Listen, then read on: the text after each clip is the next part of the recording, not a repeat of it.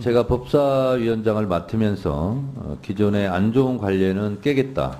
그리고 법대로 하겠다. 이렇게 천명한 바 있습니다. 그래서 제가 지금 법사위 진행하는 시나리오도 예전과는 다르게 지금 진행을 많이 하고 있습니다. 마찬가지로 소위원회 지금 위원장께서 보고를 하셨는데 이 자리에서 공개할 수 있는 것만 공개하시고 안 그런 거는 안 해도 됩니다. 근데 위원장이 보기에 예를 들면 다른 부분은 이렇게 들어보면 알겠어요. 근데 1페이지에 보면 검찰 특수활동비 제도 개선 및 세부 집행 내역 공개 필요 등 총 3건에 대하여 시정을 요구하였고 이렇게 돼 있는데 그러면 듣는 국민들은 이게 무슨 내용인가 잘 몰라요. 그래서 요거에 대해서 설명해 주실 수 있습니까? 검찰의 특수활동비는 약 80여억 원이 지금 네. 법무부를 통해서 법무부와 대검 등에 지출되고 있습니다. 그럼에도 불구하고 전혀 지출 증빙이 되고 있지 않습니다. 그렇기 때문에 국민의 세금을 국회가 유일하게 예산 편성권을 가지고 감사하고 있는데 또 결산 심사를 하고 있는데 이와 관련된 어떠한 증빙이 되지 않으므로 저희가 사실상 심사가 어려웠습니다. 그래서 저희가 법무부에 재차 검찰에 사용하는 법무부와 검찰의 특수활동비 내역에 대한 공개를 요청하였고요. 이 내역을 요청하는 과정에서 특수활동비 지출 지침에 대한 요구도 있었습니다. 그래서 지출이 어떤 기준에 의해서 되는지를 문의하였고 그에 대해서 지침 서류를 제공할 수는 없으나 열람은 가능하다고 하여 열람을 하고 또 이 특수활동비에 대한 각 지청, 지검 등의 기관별 이 특활비 배분 현황과 여러 이 내역에 대한 공개를 요구하였고 여기에 대해서 가능한 범위 내에서 제공하겠다는 답변을 받았습니다. 네. 제가 19대 국회 정보위원회 야당 간사였습니다. 국정원을 소관을 하고 있죠. 야당 간사라면 국정원, 정보위, 예산결산심사소위원장을 제가 했습니다. 국정원 예산도 예산결산소위원회 위원장은 결산, 예산 모든 자료를 가져오라고 그래서 제가 일일이 연필로 체크하면서 4시간, 5시간 동안 제가 직접 다 보고 확인하고 그리고 1차장 소관, 2차장 소관, 3차장 소관 자기들끼리 정리 못하는 것은 제가 교통정리도 해준 바가 있습니다. 그리고 국정원 예산이기 때문에 그것은 비밀에 속하기 때문에 그걸 제가 공개한 바도 없습니다.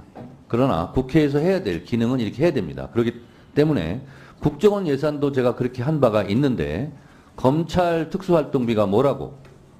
일단 이것을 집행 내역을 공개하지도 않고 그리고 또 예산결산 심사위원들한테까지도 비밀로 자료를 주지 않는 것은 있을 수 없는 일이라고 생각합니다.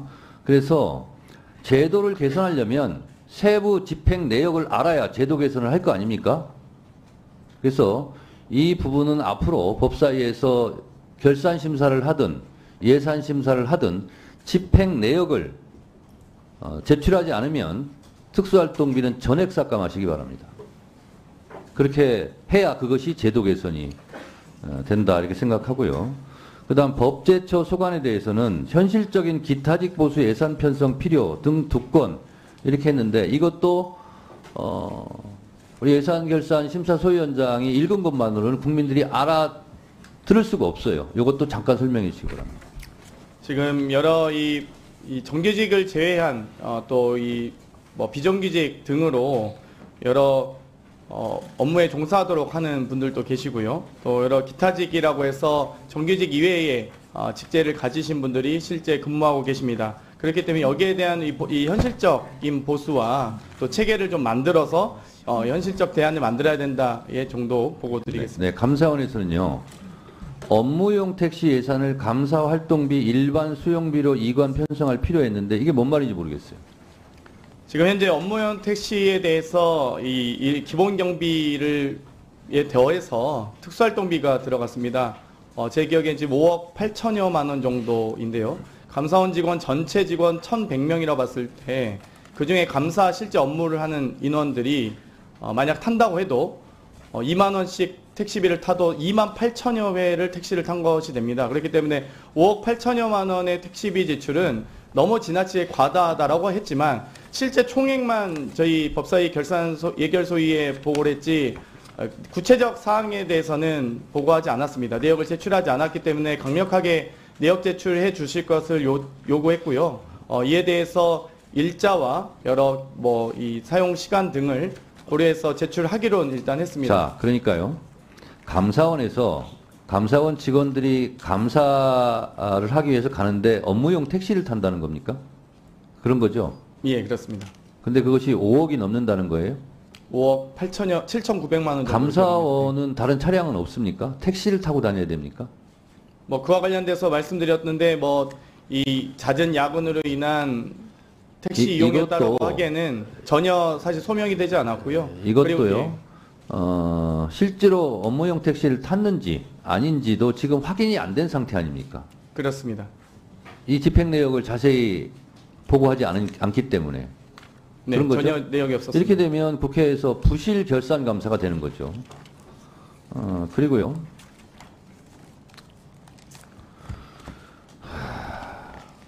제가 정보위 예산결산심사 소위원장을 해봤기 때문에 압니다. 국정원에서 쓰는 모든 비용은 다 특수활동비에 해당되거든요. 부처도 마찬가지예요. 대략 짐작은 가는데 이 5페이지에 보면요. 둘째 줄에 보면 적정성과 투명성 확보 및 제도 개선 이거는 직접 국회에서 보지 않으면 할 수가 없는 겁니다. 그래서 이것도 직접 봐야 되고요. 특수활동비 관련 지침을 소위 위원들이 직접 열람하였습니까? 예, 열람했습니다. 그걸 여기서 공개할 수는 없습니까? 원본 형태로 요약본은 지난 20일 때 국회에서 제출했다고 답변을 받았고요. 네. 원본 형태로 이 전체 지침을 저희가 열람을 했고 필요한 부분을 메모해서 시간이 가능하다면 전 공개 가능하다고 봅니다. 법사위 네. 의결로서. 네. 그렇고요. 대법원이 시민단체에게 공개하도록 판결한 특수활동비 집행 내역을 제출받기로 하였습니다. 제출받았습니까? 받기로 했습니까? 네, 아직 제출받지 못했고 제출하겠다는 답변만 받았습니다. 자, 그러면 이게 실제로 결산 심사를 하긴 했는데 의례적으로 관례적으로 이 정도 하고 통과시키고 해왔던 게 지금까지 국회 관례 아닙니까?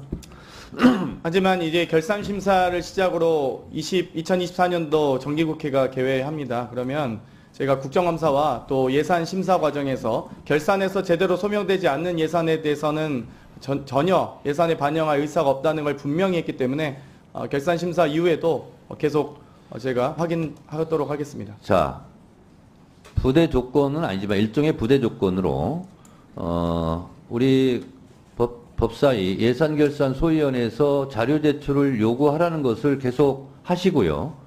그것이 안 되면 예산에서는 어디다 쓰는지, 왜 쓰는지, 적절하게 쓰는지도 모르는 상태에서 예산 편성을 할 수는 없습니다.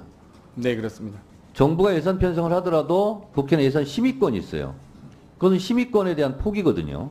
그래서 그 자료를 받기 전에는 이 예산 심사, 특히 특수활동비에 대해서는 강력하게 제동을 걸어주시기 바랍니다. 그거를 일종의 부대 조건으로 오늘 통과를 시키는 걸로 하시고요. 그 다음에 감사원 감사 청구를 하겠다고 결론이 났습니까? 일단 검찰과 감사원의 특활비 집행 내역 자체를 제출하지 않았기 때문에 결산심사 이전에 하지 않았기 때문에 이 부분에 대한 투명성과 적정성 확보를 위해서 감사원의 감사 요구를 하겠다라는 말씀을 드렸고요. 아니, 그러니까 소위에서 그거를 의결을 했습니까? 이 부대 의견에 대해서는 논의를 했습니다. 그리고 관련된 내용, 제가 이 수석전문위원회 최종 정리 보고 이후에 제가 구두로 감사원의 이 검찰과 감사원의 특활비 이 집행 내역에 대해서 감사원의 감사 요구를 우리 전체 위원회에서 논의해서 추진하겠다는 언급을 했습니다. 예, 그러니까 의결 사항은 아니지만 의결하기 전에 그거를 전제로 한 의결을 전제로 했습니까? 그렇습니다. 네. 그러면 지금 진행하고 있잖아요. 손 내리세요 좀. 진행하는 게 너무 이상해갖고. 이상할 게 없습니다. 왜 이상해요? 자, 장경태 소위원장. 예. 그러면 소위원을 존중해야죠. 마치 그러면 의결하기 전에 감사원 감사 청구를 전제로 의결했다는 거죠? 예, 그렇습니다.